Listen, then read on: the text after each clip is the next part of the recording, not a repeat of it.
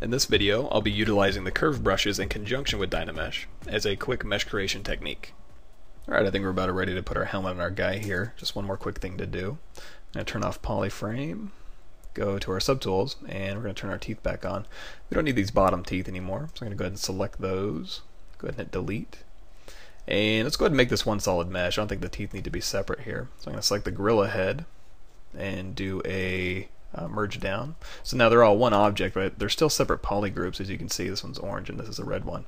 In order to make these one DynaMesh, you got to go down here to geometry and remake a DynaMesh. Make sure you don't have group on if you want to make it all one DynaMesh, because if you have group on, it'll obviously keep these two polygroups separate. So we'll change our resolution back up to 256. Project is on, so that's good, and we'll go ahead and hit DynaMesh. And now we're all one solid mesh here. And now I think we're ready to go ahead and add this to our guy. So let's go ahead and grab him. I'm going to go up here to Load Tool. Let's go to our Pirates here, and we'll just load this Age of Booty. Blackjack that I've got blocked out here. And we'll go ahead and append to him our gorilla mask. Let's go ahead and select the gorilla mask, and with transpose, let's go ahead and move this mask up into place here and see how well it fits him. And it fits him pretty good. I'm going to go ahead and select this character and get rid of these hair. They're kind of in the way. There we go. That fits a little bit better. We'll kind of put this over his face here and move it up and down. I think that works pretty good. Let's go ahead and move his cheeks out just a tad. We're going to put a strap down here. Alright, so we've got a gorilla head on our character here. The next thing we're going to do is going to make a few additions to kind of marry this helmet to his body here.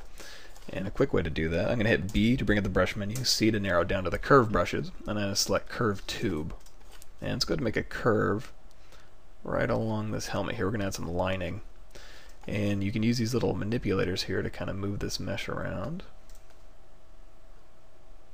And because this is going to end up being a DynaMesh, wherever these meshes overlap is going to be one continuous mesh. So I don't need to worry about that right now.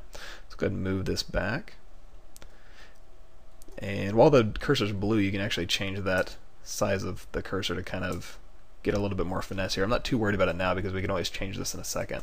If I want to change the size of this actual liner thickness, you can go out here and change your brush size, and then I can tap the object and make it thicker. Let's go ahead and make it thinner again. There you go. I think it's just about perfect. So before I make this a DynaMesh, I'm going to go down here to my DynaMesh settings, and I'm actually going to turn group on because I want to keep this DynaMesh separate just for a little bit, so I can do a little bit of cleanup. So I'm going to control drag and control drag again to make this a DynaMesh. And because I had group turned on, this is a separate poly group, so I can actually control shift click it and work on it separately. I can hit control to mask it and then bring everything back and then invert my mask. So now I can just kind of work on this DynaMesh by itself, kind of even this lining out just a tad. Go ahead and smooth this part down. Actually, let's go ahead and smooth the whole thing, make it look a little bit nicer here. And I'll move this down. So you can go ahead and refine these DynaMeshes that you add before you commit and make them all into one DynaMesh. Alright, that looks pretty good. So now I'm going to turn group off and then DynaMesh the whole thing together. And now we're going to close up that back area using another curve brush, but this time we're going to hit B, C, and we're going to do this curve surface. So we're going to actually draw kind of a cloak to kind of hide this area back layer a little bit. Let's go ahead and drag these lines out here.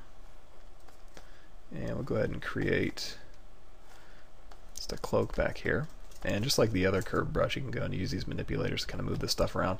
But again, I'm not really concerned because I'm going to make this a DynaMesh really soon. Let's go ahead and really just make sure all this stuff's closed off.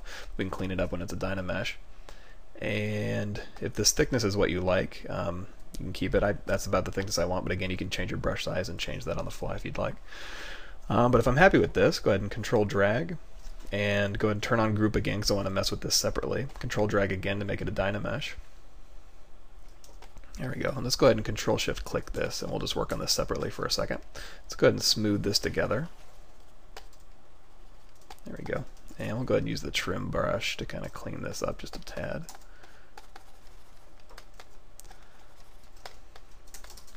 And let's go ahead and move this cloth so it's out of his body here.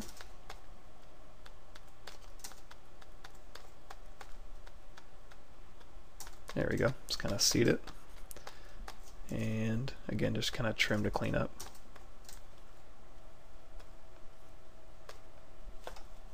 If it's getting a little bit thin here, you can use inflate to kind of inflate that back out, and then trim to trim it back down. There we go. Just kind of position this cloth here. Move this out so it's a little bit more circular. And again, if I want to, I can hold down Control and tap to mask this off, Control Shift to bring everything back, and then Control Tap again to invert that mask. So it's really quickly masking things off and using your polygroups to your advantage to quickly and easily move things separately from others. And once we're happy, let's go ahead and move this in just a little bit. There we go. So we've got the liner, we've got the cloth here, and I'm not going to sculpt out this cloth, I'll just kind of smooth it down a little bit. And that looks pretty cool to me. I'm going to go ahead and Control Drag, and you know what? Let's go ahead and make this all one solid DynaMesh. So I'm going to turn off Group, Control Drag again. There we go. One solid DynaMesh for his helmet.